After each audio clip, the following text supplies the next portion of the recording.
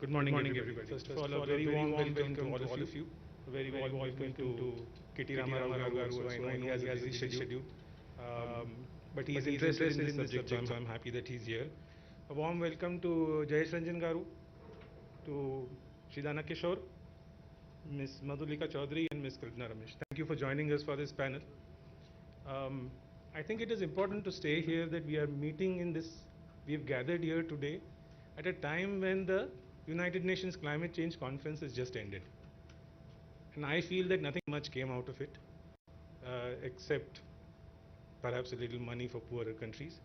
We are also sitting here today when there is a war going on in Ukraine and energy prices around the world have skyrocketed. When energy prices skyrocket, you have inflation. When you have inflation, economies are hurting. And when economies are hurting, I realize very few people talk about climate change. But at the same time, in the last 2 years, we've had severe rains damaging our crops. We've had very bad floods hurting our cities. We've had some of the most polluted cities in India hurting people's health. And we've had fires around the world. So I think whether you like it or not, we have to start talking about climate change. And that is, in fact, one of the figures that I saw online was Niti Aayog figures was that India's GDP is hurts about 20% of its GDP is hurt because of climate change. So we cannot ignore this subject anymore.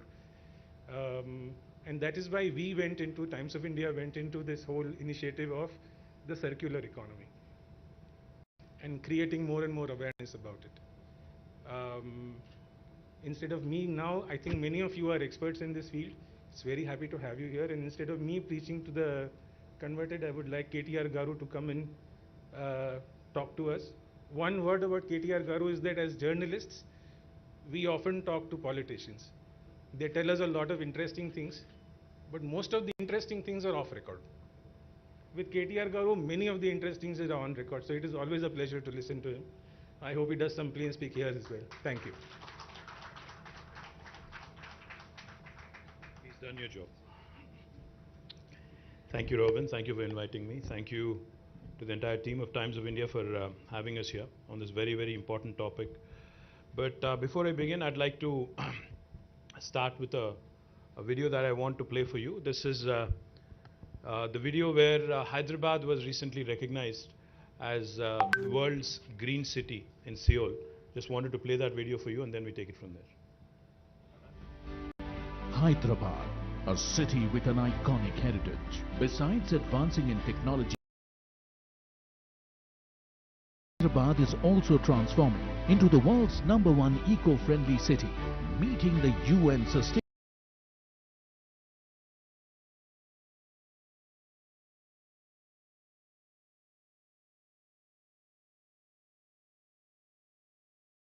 Hyderabad, the capital city of Telangana, wins another laurel. Hyderabad beats Paris, Montreal, Mexico City, Buenos Aires, Melbourne, while competing with 57 entries from over 40 cities across 24 countries, and won the World Green City Award 2022 and Living Green for Economic Recovery and Inclusive Growth Award by the International Association of Horticulture Producers. AIPH celebrates this fantastic achievement. For the city of Hyderabad, we can confidently say that Hyderabad is a world leader in nature-oriented approaches to city design, form and function, says Mr. Tim Briarcliffe, Secretary General, AIPH. The credit for this remarkable achievement goes to the champion of greenery, Honorable Chief Minister Shri K. Chandrasekhar Rao and his government for the various green initiatives and environment-friendly policies, particularly Telangana Ku Harita Haram, the brainchild of the Honorable Chief Minister and the world's third largest human endeavor in afforestation. With progressive policies, thoughtful leadership and inspiring governance over the last 8 years, Telangana, the youngest state in India, is leading the country with its path-breaking initiatives. This award is a great honor and glory for the city, for the state and for the nation. Thank you. Like I said, I'm very glad to be a part of this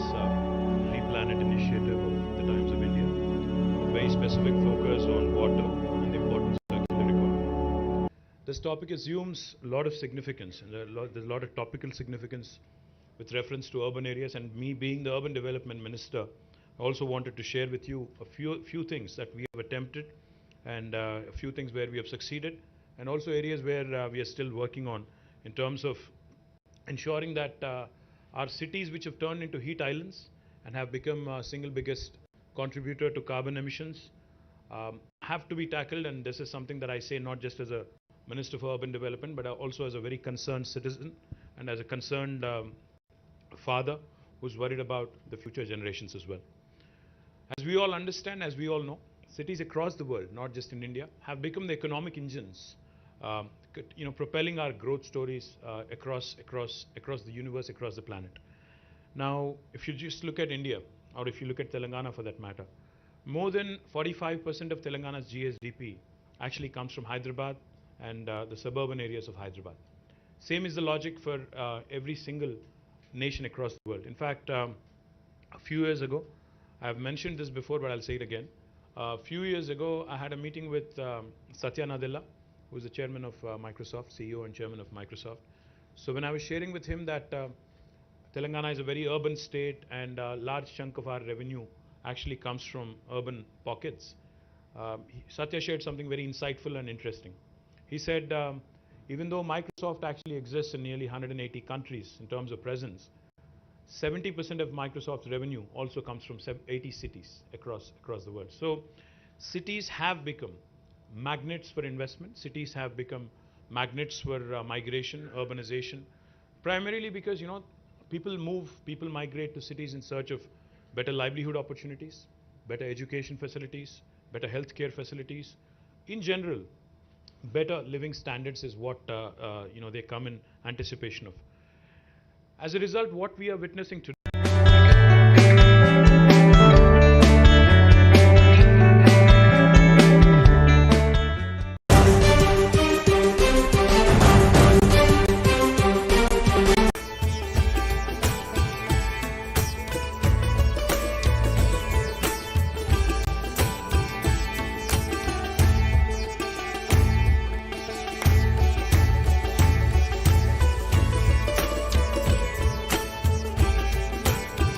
Kalaniketan.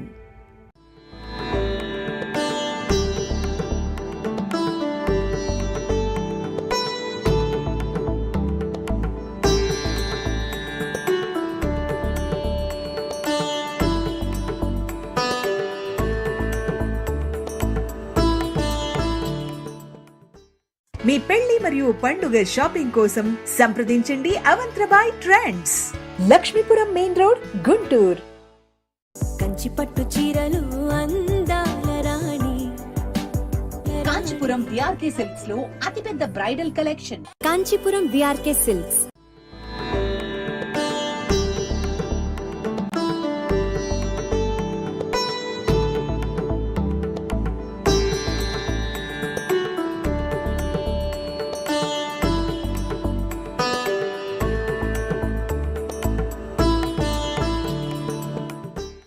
మీ పెళ్లి మరియు పండుగ shopping కోసం సంప్రదించండి trend saris, Hyderabad main road, Nalgonda.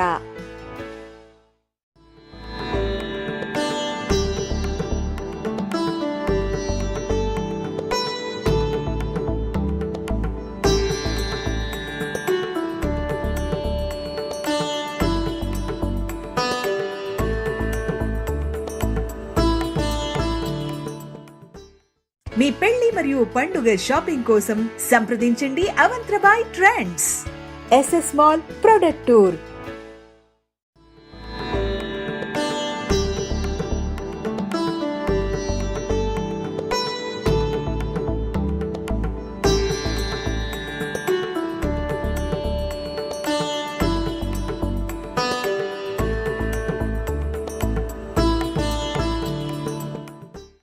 మీ పెళ్లి మరియు పండుగ shopping కోసం సంప్రదించండి ట్రెండ్ సారీస్, భారత్ నగర్, సిద్దిపేట.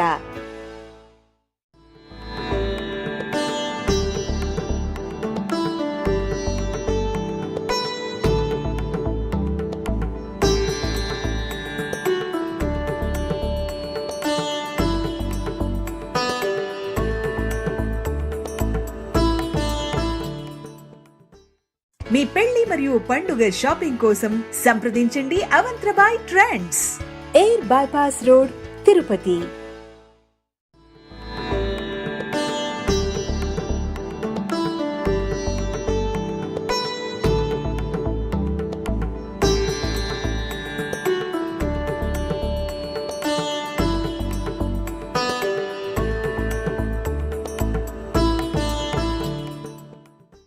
మీ పెళ్లి మరియు పండుగ షాపింగ్ కోసం సంప్రదించండి అవంత్రబాయ్ trends, MG road, Vijayawada. Primarily because, people migrate to cities in search of better livelihood opportunities, better education facilities, better healthcare facilities. In general, better living standards is what they come in anticipation of. As a result, what we are witnessing today is, Mr. Nitin Gadkari, Honorable Minister, Union Minister, keeps referring to this, and let me paraphrase him a bit. Mr. Gadkari keeps telling us whenever we meet him that whatever urbanization has happened over the last 5,000 years is likely to happen over the next 50 years. The same quantum of urbanization that has happened in the last 5,000 years will be happening again, will be repeating itself over the course of next 50 years.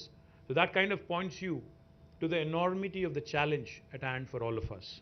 The importance of urban areas, of course, cannot be overruled. It can be gauged from the fact that while urban areas in terms of geographical expanse constitute for 5%, but they contribute to 46% of the population in Telangana and to about 2/3 of the GSDP of the state.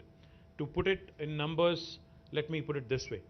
If you look at Telangana as a state, our geographical area that the state currently kind of covers or extends to is about 1,12,000 square kilometers, out of which Hyderabad alone is 675 square kilometers. But if you look at other urban pockets also in the entire state of Telangana, it would not be more than 2,000 square kilometers. So what are we talking about here? 1,12,000 square kilometers versus 2,000 square kilometers. But if you look at the population, 46.8% of the population is in this 2,000 square kilometers, whereas the remaining population is in the rest of 1,10,000 square kilometers. So that kind of goes to show you why the urban infrastructure keeps crumbling. Because, the density of population, the paucity of space, that presents a huge challenge to the entire urban development department that I head. As I just pointed out, the socio-economic outlook of Telangana 2022 actually shows that Telangana's urban population is 46.8 compared to the national average of 31.16. That makes us one of the most urbanized states in the country. I think we are the third most urban state after Tamil Nadu, which is at 48.45, and Kerala at 47.23, and right after us is Maharashtra at 45.23. So that makes Telangana one of the most urbanized states in the entire country. And we are also one of the fastest growing urban economies in the country. When the state of Telangana was formed in 2014, we had 68 ULBs, the urban local bodies. But now the number has been increased to 142. That includes Hyderabad as well. Hyderabad, while we have still many challenges and many issues to tackle, I'm happy to share with you that over the last 5 years, and more particularly from the period 2015 until 2020, Hyderabad has been rated consistently by Mercer as the best city in India on the quality of living index. And I'm very, very proud of the fact that this has come even despite all the challenges after the new state was formed, the transition, etc., etc. But our goal is not just to be the best in India. Our ambition is larger. We are audacious in terms of vision, because our Honorable Chief Minister will not rest on laurels. He's not somebody who's content being known as the best in India. He's given us a task. He's asked us to be one among the best cities, best top 25 cities in the world in terms of livability index. And that's a humongous task, because if you look at the global rankings, while Hyderabad is number 1 in India in terms of livability, on the world index we are still 140. So that gives us another huge task in terms of moving up that ladder, because it's a huge task. So what are we doing? What are we trying to do to ensure that we live up to that vision? What are we trying to do to ensure that Hyderabad actually becomes a sustainable city in terms of all the methods, practices that we follow? One of the things I will talk about today, which I'm very proud of, our Metro Water Supplies, Metro Water Supply and Sewerage Board's MD is here, Dana Kishore. Let me also tell you something that I'm truly, truly proud of. Hyderabad will become the first city in India come March, April next year, which would be treating every single drop of sewerage. We have undertaken a humongous task, are setting up nearly 31 sewerage treatment plants with a capacity of 1,259 MLD of sewerage waste, costing us about 3,866 crore. And once completed at a secondary level, this treatment would be of secondary level and backed by legislation. This will make Hyderabad, among all Indian cities, the first city to have achieved 100% treatment of sewerage, which I'm very, very proud of. And I do believe this will set a new benchmark for the rest of India. Now, how do we plan to reuse this water, treated water?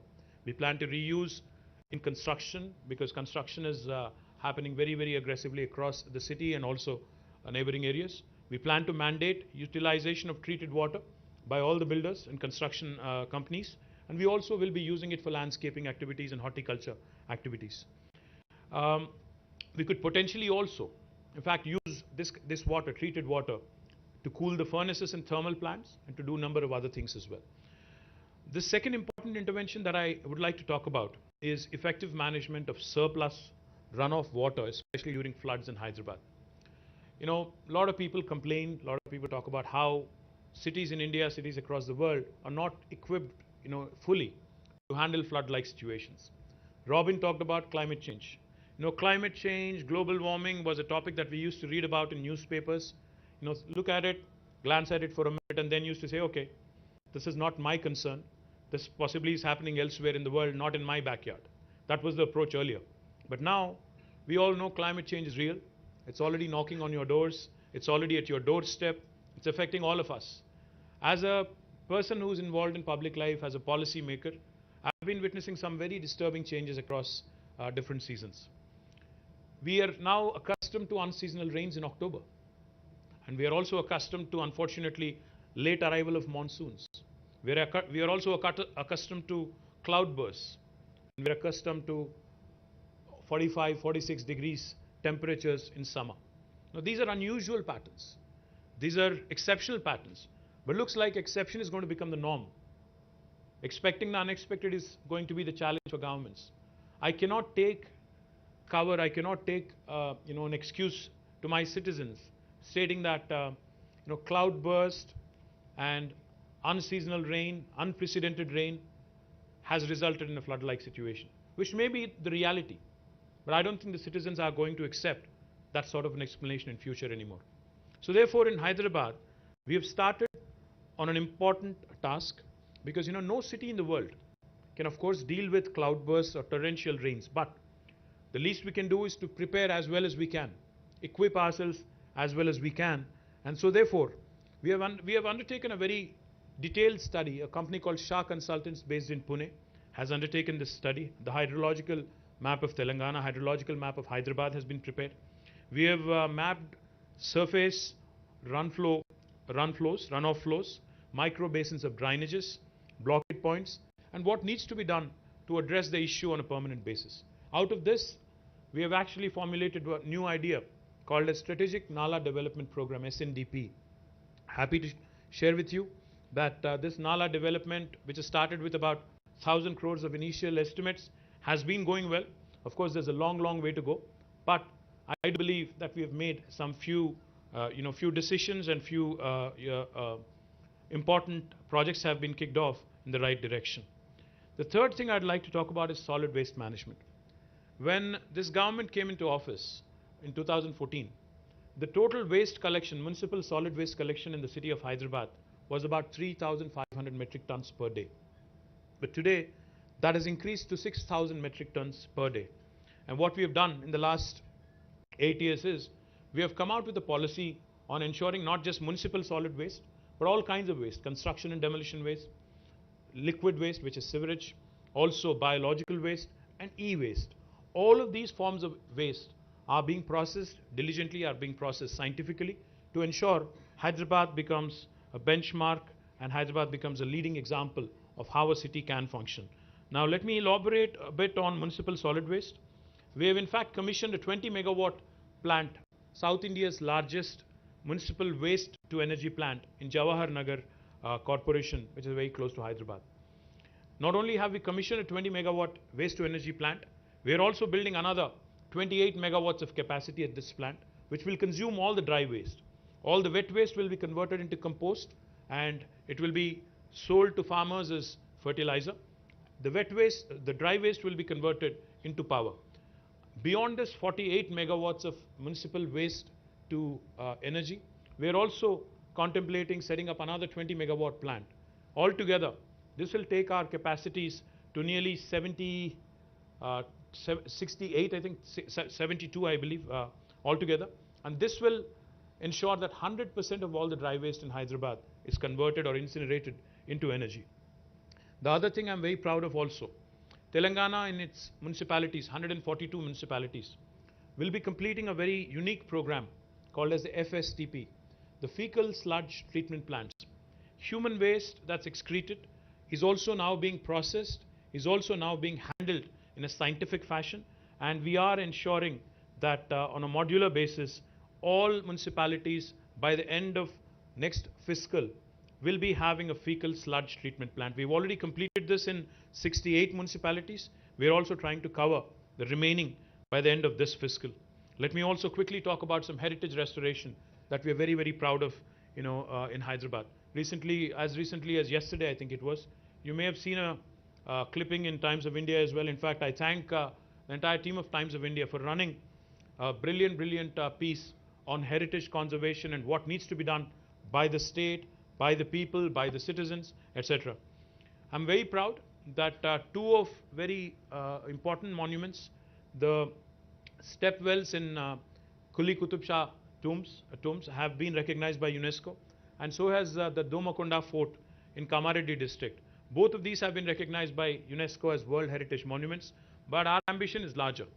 We want Hyderabad to be recognized as a World Heritage City, and we are working diligently towards it.